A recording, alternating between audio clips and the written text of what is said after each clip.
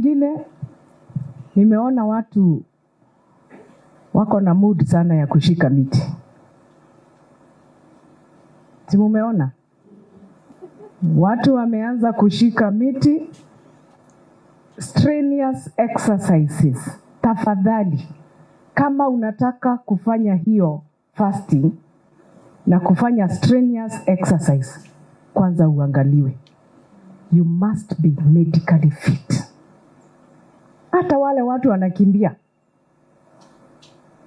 Mtu wa Mukangi anaenda 40 kilometers. Hapana. Mtu kwanza ana train.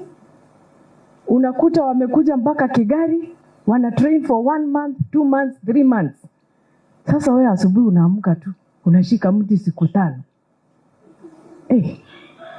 Please.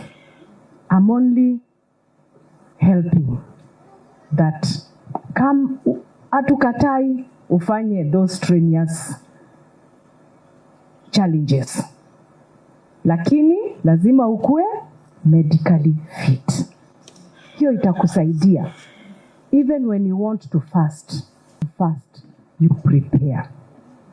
And you are also advised, kama wewe uko na ugonjwa, you cannot fast. Hata kama unapenda Mungu aje, unaambiwa lazima ujitayarishe, so that we don't lose you.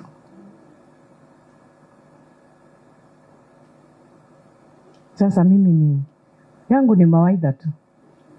The choice is yours.